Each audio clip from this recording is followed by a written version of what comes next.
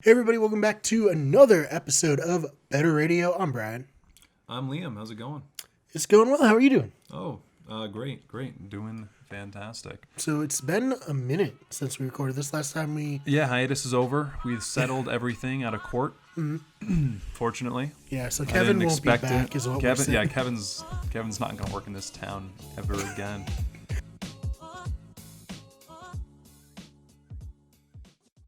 He's doing good. Kevin's great. Yeah, we really enjoyed that last episode. If you haven't checked it out, please do. I think it was incredibly funny. We have a really good clip about Kevin trying to take on Wendy's and bring them down. How many podcasts have we done? Was that our fifth? That was our fifth, so this would be our sixth. Yep. It was probably my top 5 podcasts that we've done. Yeah, it definitely was. This one, just outside of it. Just outside of it, you think? Well, I don't know why if we're just going. And we're just going numeric. Yeah, that's fair. I don't know. This could be the best one. I have a good feeling about it. I just got a good feeling about it. We've both been pretty busy. Exciting stuff, developments, right? I got a job. Hell yes, you're making money. It's good. Obviously, I don't want to talk too much in depth about that job. This is just pay. It's just it's a job, and he works there, and he's happy there. I'm really excited. Start on Monday, and hopefully I'll crush it. Hopefully I'll prove them right for hiring me. That's what you always hope for, right? When you get intern at the White House, right? I mean, that'd be like life imitating art, right? That's what I'm saying. Yeah, like everything does these days. Yeah, they actually thought that video was an application, and they're like, "This guy seems qualified enough. He's marketable." Yeah, that's all Trump says. Yeah, marketable. He might make us more likable out here. So let's look at him. Look at him. We love him. I love him. Yeah, let's get this Chris Pratt looking motherfucker. But before he was hot, the fat Pratt. The better Pratt. Because with Fat Pratt. Mm-hmm. With Fat Pratt, he was just like, it was like I could pal around with him, Mm-hmm. But like he was married to Anna Faris. Yeah. Oh yeah. Now he's married to some really. He was married to Anna Faris at that point. Yeah. Wow, this guy, good for Chris Pratt, man. He's a winner. I heard some crazy. Also, to be honest, man, when he was Fat Pratt, he wasn't really even like that Fat Pratt. You know what I mean? Right. No, he was like slightly overweight. He was Hollywood fat. Yeah, he was Hollywood. Exactly. Yeah, it's crazy. It's crazy. Mm-hmm. But yeah, no, now he's like a super religious guy getting in trouble for wearing the "Don't Tread on Me" on a T-shirt because people are very, they don't love that kind of stuff. I guess that snake is racist. I hear he's a racist snake. I was gonna say, speaking of racist snakes, but I don't have a good transition for that. You don't off the cuff? Not off the cuff. That's hard for me to believe, Brian. Yeah. Anyways, what do you want to talk about today? What would I like to talk about today? What would you like to talk about today? So it's a changing world. Obviously, just hit 13,000 or 13,000. Fuck, we just hit 1,300. 130,000 subscribers this last weekend. It's grew so high. We get a exponential growth. That's what. No, it actually is way fucking faster now that you're over 1,000 subscribers. It's insane. Yeah, dude. It's got to be awesome. I think it's your drinking problems. It's got to be like so. Well, now it just becomes justified. Like part of the artistry, Yes. Before it was like a dangerous situation. Now it's like, well, that's what he does to prepare, Yeah, Ernest Hemingway, Mac Miller. Mm-hmm. The greats, just them. I think those are the only good artists that have ever existed. What sucks? I really didn't like Mac Miller's music until no, that's not true. That's not true at all. That's not true. I didn't like it as much as I do now. Maybe. You're talking to the mic. Sorry, talking to the mic. Yeah. Yeah. Anyway, I've definitely appreciated like his work a lot, like an aggressive amount this last year or so, as I'm sure a lot of people I know have. It's like Lil Peep. I like his stuff, but he died. No, I didn't even know about him before he died. You're just a huge pussy if you like that guy's music. I like Lil Peep. What? No, I'm kidding. He's got some really good sad stuff. Really, just kind of a. It's like you can see where that road is. Sad boy music. That's where I'm at. That's what I don't know. I was fucking. They all just died because of stupid bullshit, man. Mm-hmm. Well, drugs. Yeah. Yeah, no, but like even particular stupid bullshit in their drugs. I mean, like don't get me wrong. There's not like, yeah, drugs are bad, I guess, but don't do drugs, kids. It was different amounts of like what they were, even though it was like different amounts of like what they were expected to get, but yeah, a lot of drug use like that is just not a good. Yeah, it's not. Like good odds, but what neither one of them died on was freebasing crack, which I do advocate for. Right. I'm pretty big on it, actually. It's good substitute for cardio. Right. So you won't eat. That's pretty much all I do it for. You won't gain weight.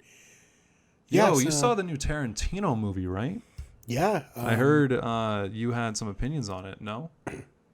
Yeah, I definitely liked it. So if you want a real in-depth discussion, check out Wicked Show, a podcast with Dylan tomorrow night where we talked about it. But I liked... You're welcome. I liked it quite a bit, honestly. Jenny did not like it. Really? She's not a Quentin Tarantino fan. She also didn't know about the Manson family murders at all. So yeah, about halfway through. What is the point of this film? Mm-hmm. Yeah, I was with someone that like when I saw it that also wasn't familiar with the like that terrible thing the government did to Charles Manson, making him look like a mass murderer, right? Or like cult leader. Mm-hmm.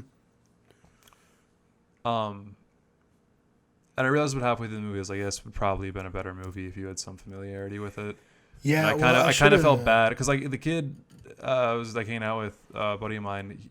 He like asked me if he should, and I was like, I don't know, maybe not. It was Tarantino. He's probably gonna do a good job, but like something I liked about the movie, but it is not good. If you don't know what happened, is like he doesn't really glamorize the that Manson man. No, he's barely in it. Yeah. And spoilers, I guess. And then he has a very Tarantino ending.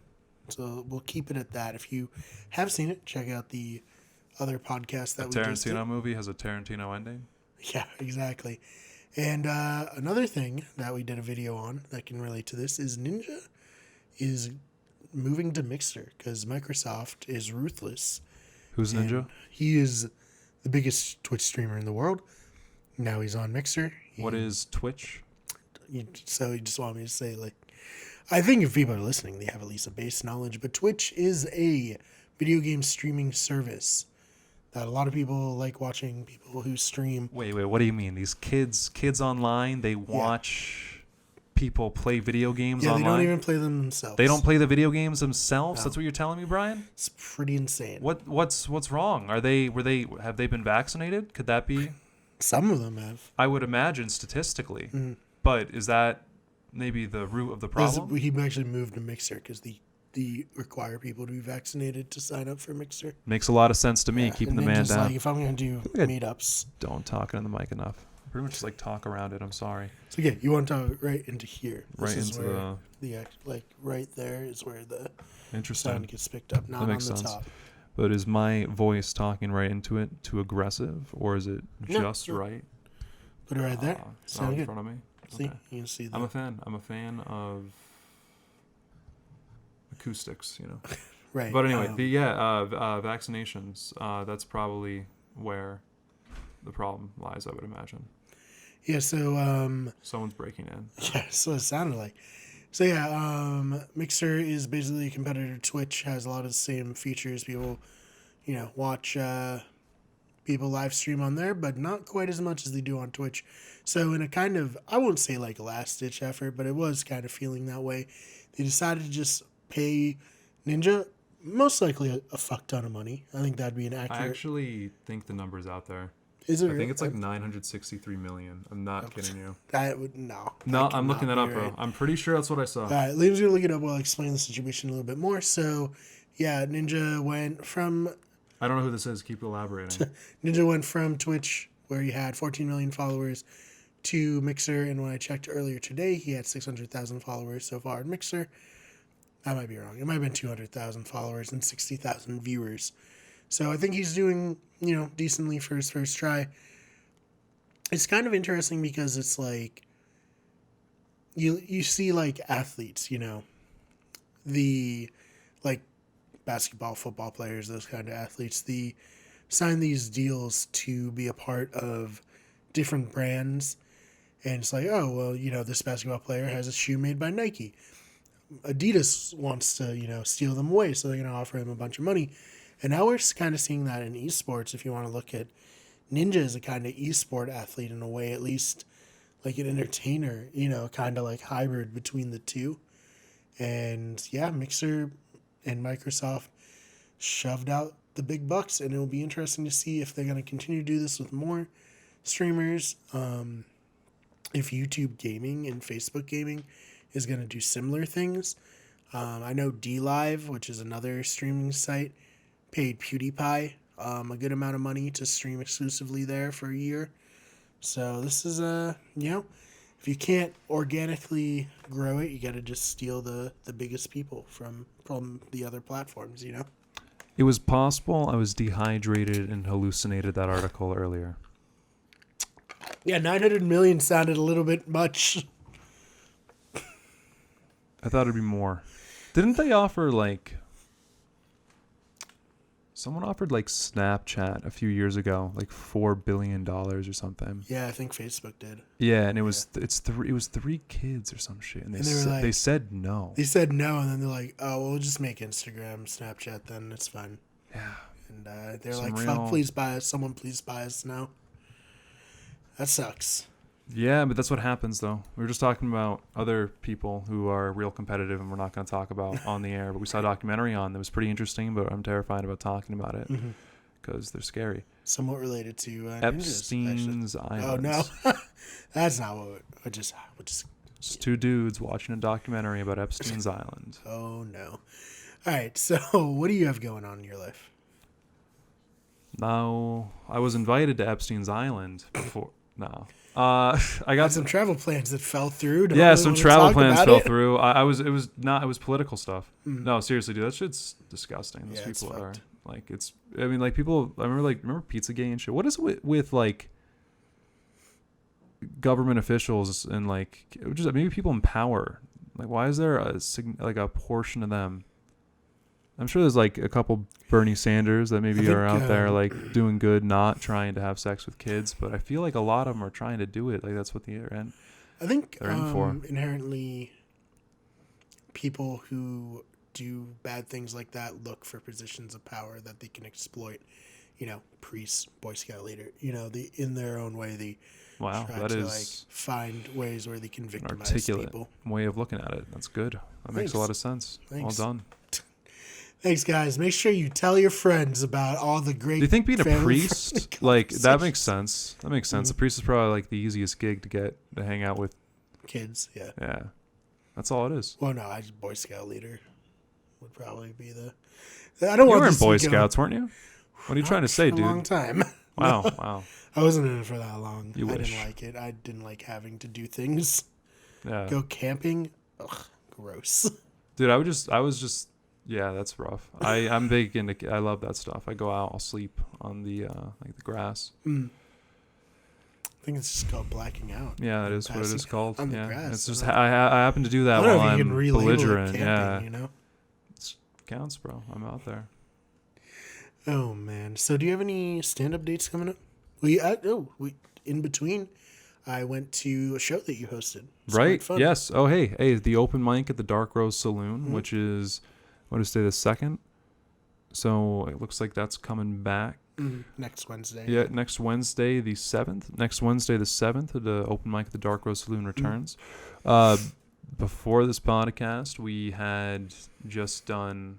we were just going into that show. Yeah. It went great. A pretty big turn. I mean, you talk about it. I don't need to... Yeah, it was a lot of fun. You were there. I thought about performing, but then the list got mad full up, and I was like, ooh, I don't want to be here till midnight. Fair enough. That was kind of what the deal was. Yeah. But, it was really fun. I think people did well. Not till midnight. Good turnout. What was that? No, not till midnight. It was 10, probably. Oh, it was only 10. But you'd get home. I was having flashbacks to when I was performing at like 1 a.m. at places. Yeah, where? Like, in Boston and in the Raven, where I'd get there and be like, oh, people have been here since 2 o'clock this afternoon waiting for the... Okay, I guess I'll just take that Covenant 1:30 in the morning slot. Yeah. That will be good. The crowd will be really engaged by that point. Yeah, I mean, I love the Raven. It's one of the best open mics in the city for honest to God, for like training, because it's like as like a that was a just being a comic going up. They'd let you do they'd stretch your legs, do a 15-minute set and bomb most of it, and you need that. So you need that. But yeah, no, this Wednesday the 7th, I got the open mic at the Dark Rose Saloon is returning. The list goes up at 7:30. The show starts at 8. Anyone who wants to be on it is allowed to show up. It's great. A good fun. Buy a lot of alcohol, Please. A big part of why really they're allowed to do this is because you will buy a drink or two, and it doesn't actually have to be alcohol. You can buy regular drinks. No expectation of that at all. All we want you to do is to go there, have a good time, and tell your friends aggressively about how good a time you had. Yeah, and maybe visit it on days when there aren't even open mics there. Just go if you're gonna go out with friends and you're in Worcester, check out the bar. I mean, this is pretty self-explanatory, I guess, but I feel like there's a lot of people who don't understand.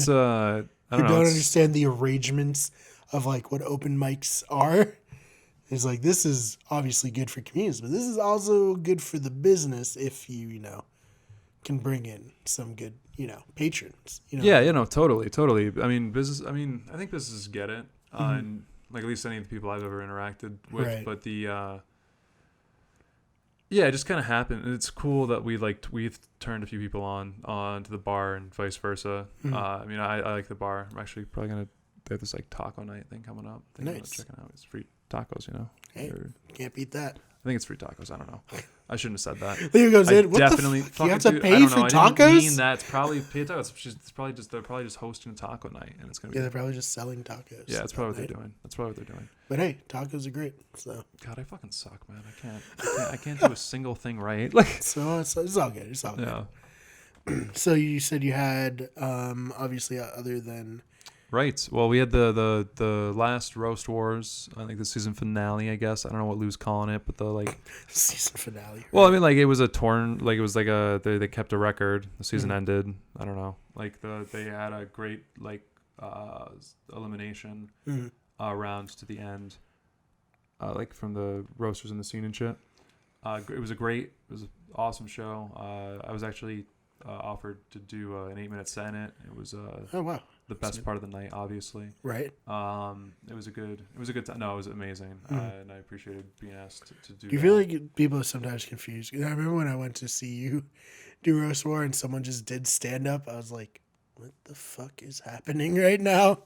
It was probably just a warm up act. Yeah, no, it was. Oh yeah, no warm up. I was expecting a roast thing, and then just some guy came up and just did 5 or 10 minutes. I was like, "What's happening?" You were probably too drunk, couldn't understand what was going on in the room. It's not their fault. Anyways, so you say. No, the show was awesome. All the matches were great. The winner was David Cagayan, and he's hilarious. He's a great comic. Definitely well deserved. Every one of his matches were very funny. He's very good at the quick whips. The craziest things about it was a lot of those people, because it was it was 3 rounds, right?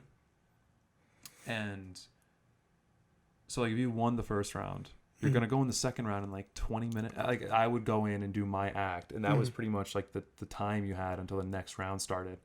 So you had fucking 10 minutes to write jokes, and some of the jokes were so good. Right. They were just so good, and it was wow, they had that little time. It's really impressive. I thought really good joke writing by everybody. And I thought the show was great. A great crowd, good turnout, and super fucking rad time. Cool. Hosted by Lou Ramos. Right. The man. So go check it out. Lou helped Liam out with equipment at the beginning of his. Lou helps me out with everything all the time, always. Lou's he's the man. He's a good guy. Very good person. Not all the time. I mean, he's just helped me out a number of times. He's a really good person. Great, like, I don't know. When you're new on the scene, this is getting gay. Is it? This is getting. I don't know. He's a great friend. Let's I guess Lou, leave it at that. Nice boy. We we don't. There's nothing. I don't know why I said getting gay. I didn't mean that in like a homophobic way either. If you gotta cut that, feel free to. And it'll be fine. Lou, anytime you want, come on the podcast. We can talk shop, talk about roasts. What other spots you got going on? I heard you had a showcase. Yes, I did a showcase last night, actually. How'd that go? It was a lot of fun. I can see by the fact that you're willing to talk about it. It must have gone pretty well. Oh, yeah, no, it was fun. It was cool. Otherwise, you would have been like, no, what are you talking about? I've been doing like it's just kind of happenstance. I've been doing like longer sets and kind of back to back, which has been fun. Like not just like the 5-minute open mic stuff, which is I don't know, that's cool. And when you don't eat shit the entire time, you know, it's cool. Right. But like it was a good show. It was a really, really fun time. All the comics honestly were great. Cassie Tortorisi, John Tillerson. Look at the whole fucking lineup. You don't need the whole lineup. Now I feel like I've said half the cast. Well, we can just cover like the lineup was really good. I got it right here. So Doug Garing, Cassie Tortorisi, Shyam, Subramian. I'm terrible with probably mispronouncing that name, but hey, no one pronounces my last name right either. So that's why I Ben changed Basanga and then John Tilson. They're all very funny people. It was a good show. It was a lot of fun to be a part of at the Woo-Ha-Ha Comedy Club on Franklin Street, which is cool. The funny thing about Franklin Street, right? Franklin Street has the Turtle Boy statue on it, right across the street, actually, from the which is hilarious, right across the street from the Comedy Club. You're familiar with Turtle Boy, right? Yes, I am. Okay, so it looks like he's. Should I elaborate? Do you think we could find a video image of it that I can put into the podcast right now? Yeah, I think it should be or like someone has a picture of it that that I can put in it to put on screen for people. I'm certain I have a number of photos of Turtle Boy. Yeah. I frequent the location. I love architecture, honestly. Right. Anyway, so it's Franklin Street, right? And when I was a kid, there was a TV show about a turtle named Franklin. He could count by twos and tie his shoes. Yeah, I recall. I just think it's just, simulation theory, It's too coincidental. Tell me I'm wrong. Tell me I'm wrong. Tell me I'm crazy. Can't argue with that. Also, unfortunately, the name of the inspiration for a name for something else that, people love in Worcester. We'll say that. Oh, dude, what the fuck? You really think bestiality is that funny? Hey, maybe anyway, I don't know. I think that's what you were getting at. And so bestiality is just top brow humor for you, huh? Yeah, it doesn't get better. Yeah. Anyway, so that was the show yesterday at the Woo-Ha. I'm definitely gonna never be allowed on a show again. Why? Just talking about all the ridiculous stuff, like bestiality. Let's talk about that. It's like, wait, why don't you just talk about a fucking show? Why don't you just talk about a show? You know what I mean? It was a great time. Showcase was awesome. Fantastic. Now, next question, right? The 22nd, August 8th, I'm on Hot Dog, which is hosted by Worcester's Sean Connolly. He's the golden boy. Okay. I love him. Why is he called the golden boy? I think it's because he looks kind of like Joaquin Phoenix. Joaquin, yeah. Whatever. I don't know. Was he the guy who did the set in... Sean Connolly's like just a hilarious comedian. He's just, I don't know what the goal. I didn't mean anything by the golden boy. He's just a super talented comedian. I was gonna say, that guy been doing it for a minute. Looks like Joaquin Phoenix in the new Joker movie. Yes, that would be the same person I'm talking about. Yeah, this guy could definitely play the Joker. Yeah, it's definitely what I was talking. I didn't mean it in a derogatory way, but it just looks like he would be forced to have a relationship with his cell phone. Oh man! All right, so what else you got? That show's gonna be awesome. I love. It's at Coney Island's Hot Dogs. Okay, that's a weird venue, but yeah. No, it's great. Sean's actually, I think, recording an album there in recording? Oh, like he's recording. like Yeah, he's recording. Yeah, comedy album. Yeah, he's recording comedy. Yeah, it's a really cool show actually. What the idea is, I don't know all the information's like public, but it's part of the Wootenanny Festival, which is I'm also a part of. Which is a great decision on their part. That's cool. And maybe you can have him on. Yeah, the showcase last night was pretty rad. Good times. A lot of fun. Then I got the Hot Dog Show, which is hosted by Sean Connolly. It's like a comedy show mixed. It's a comedy show at a venue that is Coney Island Hot Dogs, which is an iconic Worcester staple. I'm really excited to go there and eat hot dogs and do stand-up. I haven't had a Coney Island hot dog in a while. Yeah, I mean, as the name suggests, they're known for their fish and chips. People love it. They come from everywhere to check that out. No, they're funny. Making a joke. I was making a joke. I feel like you don't want to disrespect the hot dog place, Coney Island. Yeah. Yeah, that place. I've actually never been. The hot dog. You haven't been to? I've never. Dude. I know. People get surprised by that. It's great. Well, then I'm like, yeah, no, I've just never been. And they're like, fair enough. I guess you should go. Yeah, no, it's really good. I think it's great. But you've been to Hot Dog Annie's, right? Another local staple. We've been together. Yeah, I know. A lot of times through our childhood. I wanted you to say it. Hear you say it. But it's hot dogs. They're fantastic, and those two places are the only places that make them good. Yeah. Dairy Queen's pretty okay. Oh man, any other shows you got going on? Yep, I actually got a few other things coming down the pipeline. So that's August 8th. So I'm gonna be dressing up as a giant hot dog and eating hot dogs on stage because I'm a gimmick comic now. I don't know if you saw me in that insane clown posse Juggalo makeup. Right. Yeah. No, we can put that on screen too. I'm 100%. No, actually, I think that should be the thumbnail. I honestly think that should be the thumbnail. Yeah, no, because people are gonna click on it. So they asked like, what the fuck? It is so traumatizing. They asked you to wear the hot dog suit, right? I was making that up. Oh, okay. I was going to say, sure they didn't hire you to be like the mascot that points people, and then there's like a giant miscommunication.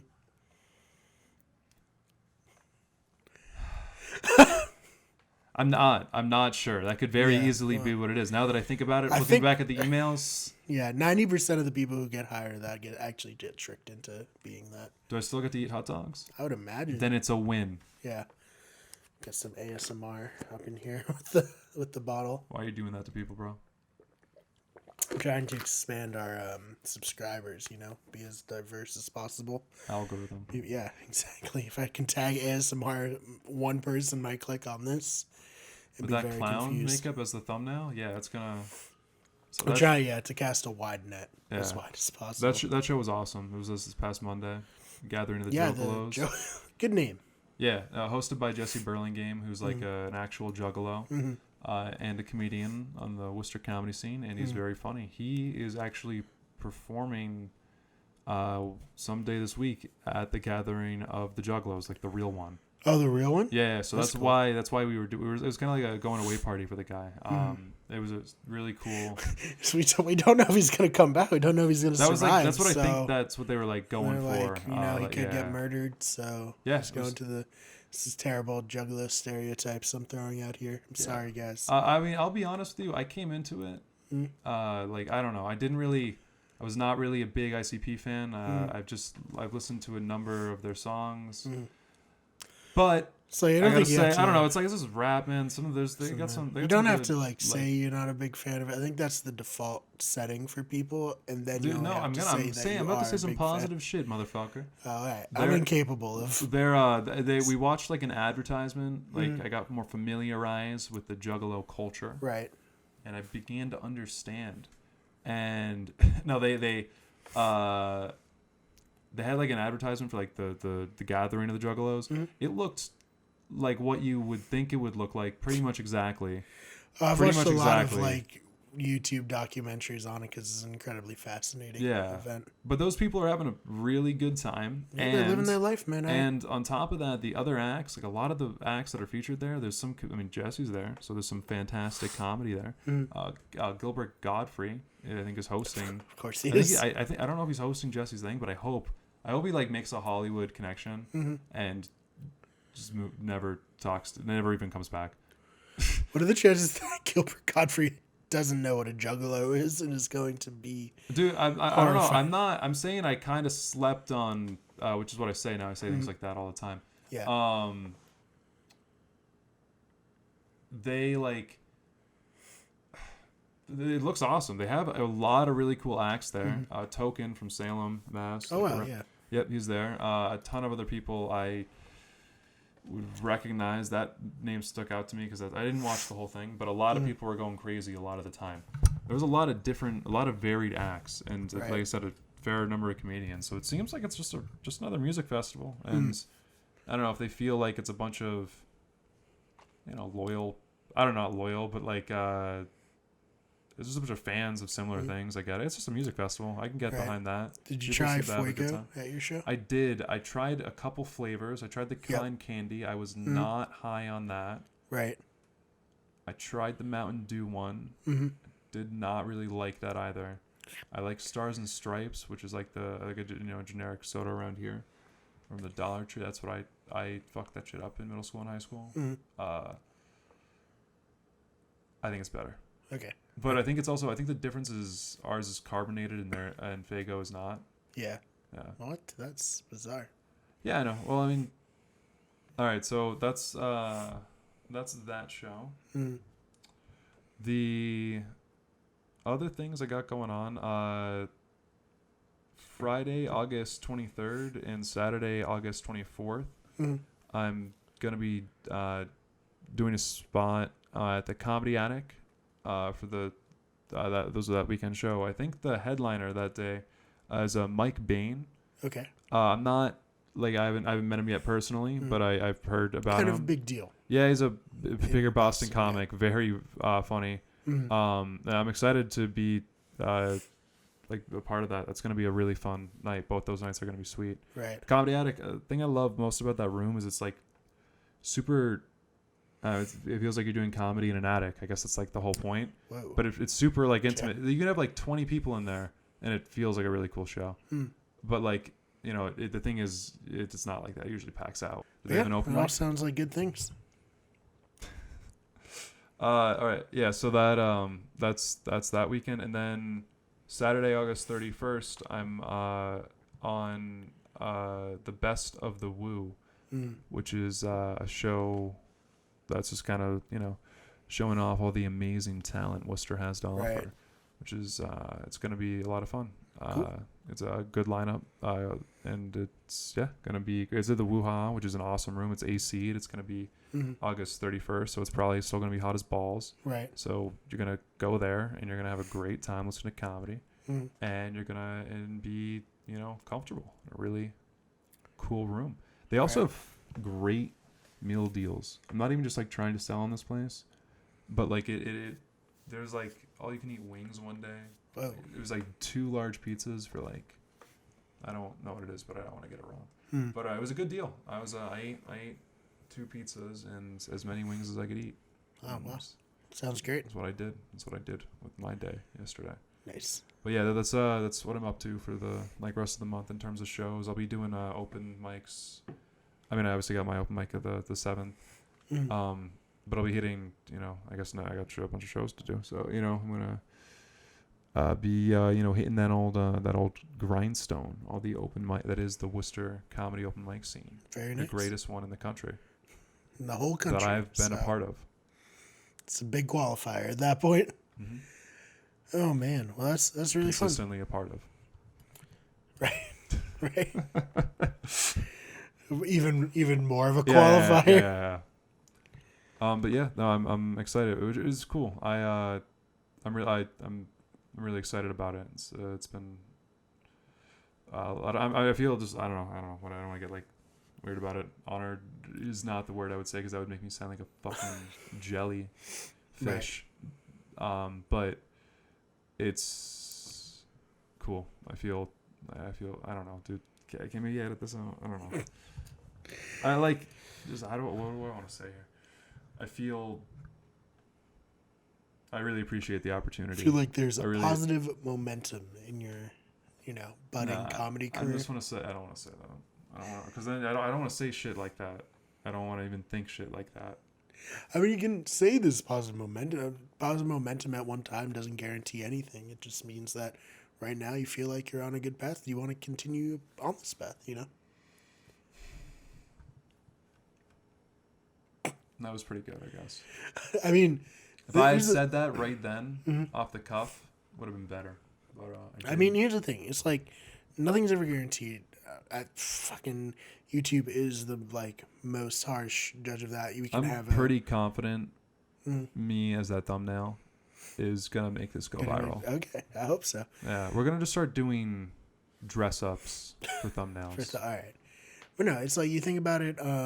Using the sex appeal of both of us for good. Oh boy, people will not click if it's anything for with me. What are you talking about? But no, like I was saying, fetish stuff. Yeah, maybe if I really, they say when you build a YouTube channel to find a niche, the niche is gonna be more nichey fetishes to put as the thumbnail. They say niche. Well, it's pronounced. You can say it either way. Is it? Yeah, it's one of those words.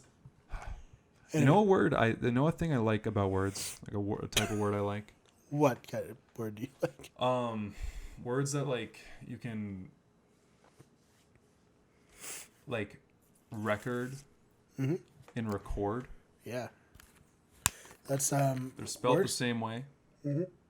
But depending on where they fit in a sentence. Yeah. They mean different things.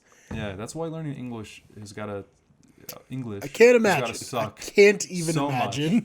Yeah, I don't know. I didn't even try that hard to learn foreign language. I just sat in a class for 6 years, but it didn't seem to have that many bullshit rules. It's oh yeah, sometimes we follow the rules here. Sometimes we do. We sometimes do that. Yeah.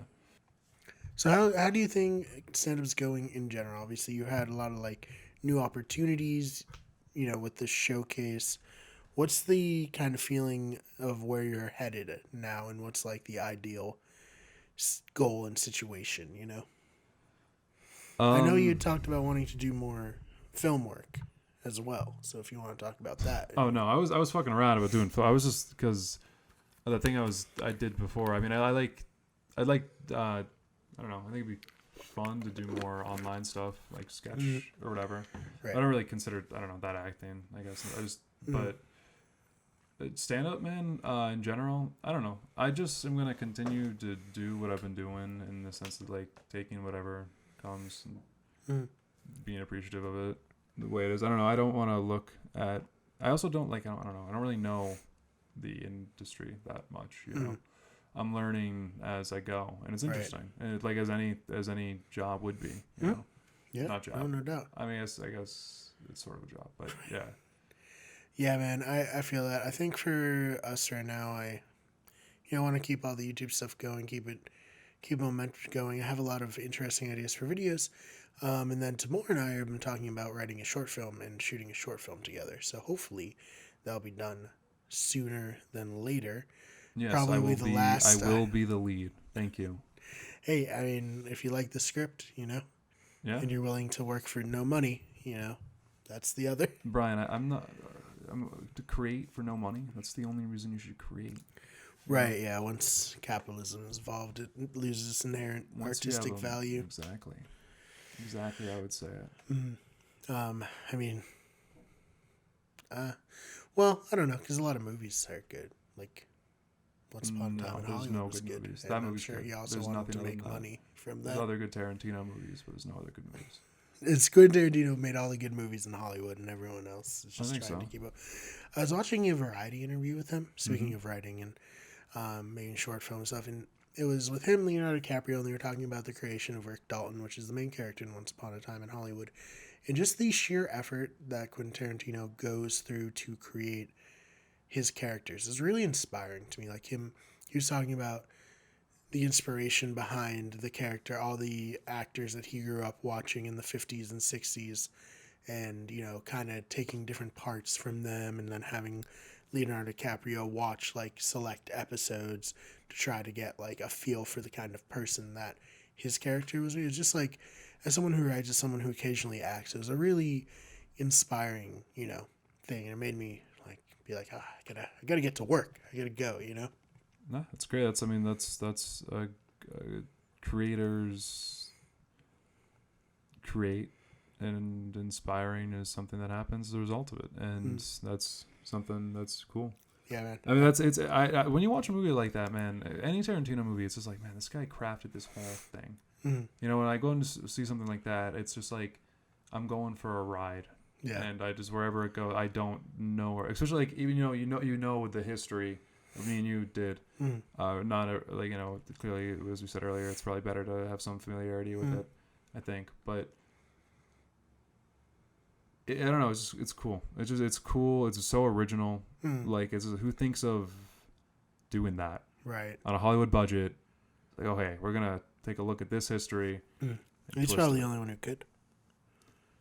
You know, I feel like he's the only one with that. Yeah, I think he's the only one that would. The only person who produces would allow it, and the only person who's cultivated an audience that would go with it.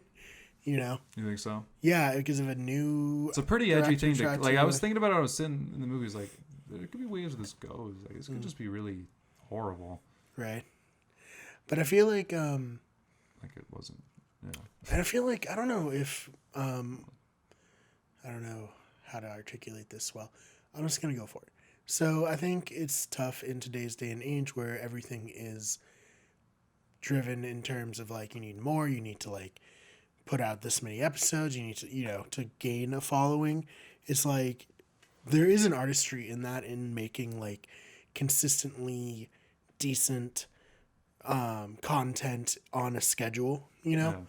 But it also disallows in certain ways, like taking your time with something and putting 100% effort into one thing. And I'm hoping that to find a balance in my own life, because I do think, you know, obviously like they're not anywhere near like quality stuff, but I do think like a lot of the projects Tamora and I worked on back in the day when they were like short films and we were like, you know, learning more filmmaking type stuff and doing more filmmaking type stuff. There's a lot of like heart and passion that goes into that in today's day and age is kind of tough to recapture just because you have to produce at such a high clip. Does that make sense at all?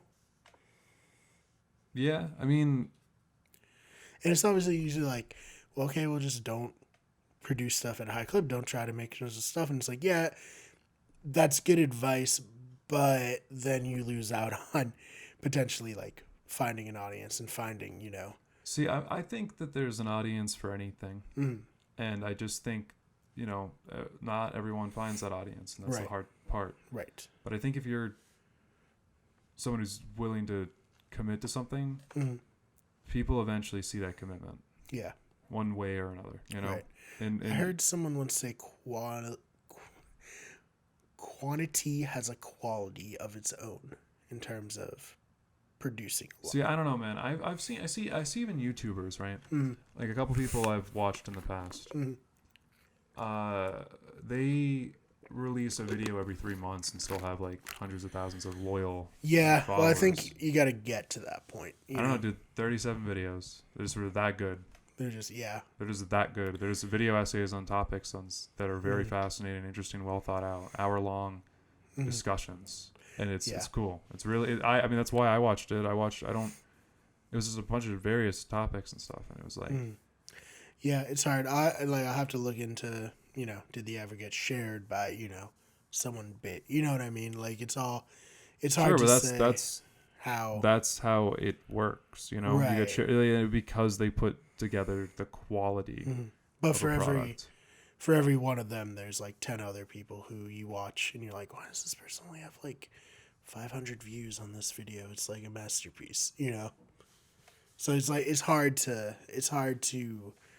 you gotta like figure out what's gonna be successful. Yeah, but you gotta try. You know what I mean? It's clearly, I mean, it's clearly a gamble, obviously. But like I said, that thumbnail is gonna traumatize people, and they're gonna come in and listen, and they're gonna be like, "Wow, this is." I'm gonna form an opinion at that point. You know, I don't know. I think what I want to do is try to find that balance of where I'm able to make stuff consistently and also have time to make like more passion filled. Not that there's no passion behind this, there's no passion behind, you know, a fake nerd update. It's just like a different type of passion, you know? Like making stuff I love doing. I love editing. I love, you know, getting all this equipment, putting stuff together. And that's like a passion. And then there's also like the more artistic endeavor of like, oh, I have like, at least from a writer's point of view, like I have stuff that I want to express that can only be expressed in this certain way. You know what I mean? Mm-hmm. And finding the correct balance between both of those is where I'm at right now and where I want to be. You know? Mm-hmm. I think you should just make things that you want to make, and that's it. Yeah, well, that's the thing. I want to make everything. But make what you want to make. Think about think of the thing you want to make most, and just make that happen. That you could do, and just do that. And I think that's how people do things. That's how I do things. You know, I guess. Right. When I write comedy or whatever, it's like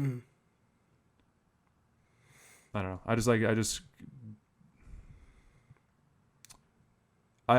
think it's quality over quantity, you know. And that's why I'm the greatest joke writer ever.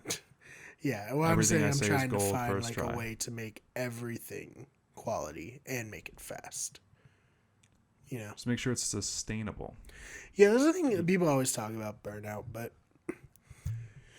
I don't think I have I don't necessarily think I would get burnt out, because it's like, well, if you're not doing this, then you're not doing anything.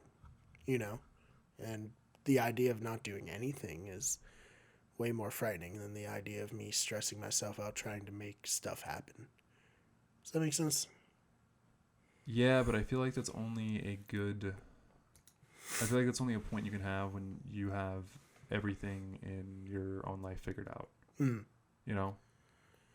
Yeah, I mean, certainly, you know, different, you know, stuff to figure out in regular life. But the way I always look at it is like, well, if I weren't doing this, like, I would just have, you know, the times where I'm hanging out and not doing anything. And when I'm not doing anything, all I want to do is be making stuff. So I can't not be making stuff. Does that make sense? Fair, I guess. But just like, I don't know, like I said, make whatever you would want to make. And then that is all that you should ever do. And I don't know, let the fact that you want to make it be your sole motivator. You know what I mean? And I think I don't think burning yourself out. I mean burnout is like a totally real thing. If you just, it's like, you know, think smarter, or, you know, or work smarter, not harder. You know, that's kind of the idea. Right.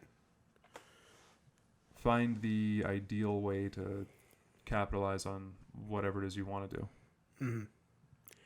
Yeah, I mean, it's hard. I think right now, like, the only path I see to succeed just from where I'm at as someone with, like, no clout and no big audience is to just keep busting butt and just keep making stuff and just keep putting 100% into everything, you know?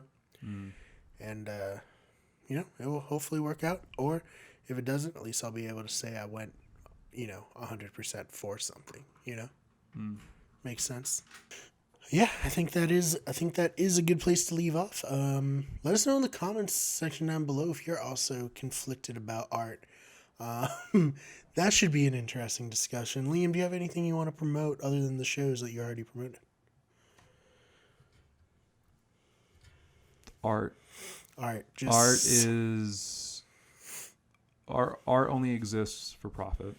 Right. Yeah. Capitalism is the whole reason for art. So don't get it twisted. Don't create unless you can get paid for it. Yeah. Such a bad message and antithetical to everything. Never draw. Mm-hmm. Never write anything that you know unless someone's going to pay you immediately. Right. Never produce anything ever unless you're going to get paid. That is all I got to say. All right. Fair enough. Immediately. Don't waste your time. It's not worth it. You're not. Yeah. You're worth more. That's all I'm trying to tell people. Right. And where can people find you online? To hear about more capitalism. Yeah. Twitter. I'm on Twitter. Mm-hmm. It's at real Liam -Meager. I don't think there's a dash in it. No, it's not that. I think it's my Instagram. Something like that. Sorry, you're right. Twitter is at real Liam Mar Meagher. Looks like Meager. Yeah. You heard that before? Once or twice. Yeah. And if you're looking for me on Twitter, I'm really gonna look into it. At the fake BMAR, that's BMARR, because I want people to pronounce it right, but not know how to spell it so that they can't find me in real life. Even though if they listen to that, they'll know how to spell it correctly. So we're in Woonsocket, Connecticut right now. Yeah. So this will probably be the first video on our new channel, Wicked Good Podcast, which is a spin-off channel under the Wicked Good Everything banner where we're going to put all of our podcasts. Makes sense, right? Seems reasonable. I suppose so.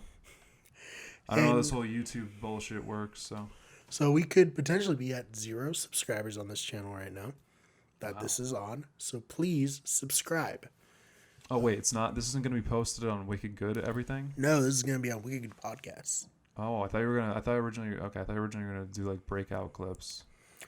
There'll be clips on the main channel probably, and the full episode will be on that. Well, that's a good and idea. On iTunes. Just search Better Radio. I love the logo. I feel like people should have that on their phone. They'll feel happier. It's a trendy like NPR style logo. I sleep when I go to bed. I look at it. That's all I have playing in my ears. It's just projected on the ceiling. Yeah. No, I have headphones on. Oh, the and actual I listen podcast. to us. I've listened to the first 5 episodes a dozen times. They get better. They really do. They age like a wine. Oh, man. All right, guys. So make sure you subscribe to this channel. Make sure you subscribe to Wicked Everything at youtube.com/WickedEverything. Follow us on Twitch at twitch.tv/WickedEverything. On Twitter at WGEverything. And on Instagram at WickedEverything. Thank you guys so much for watching and have a great rest of your day. I'm trying to make that a thing, but I don't know if it's catching on. Have a fine day today. And stay in Clown Posse forever. For life. Forever. Forever is longer than life. Forever. All right, thanks for watching.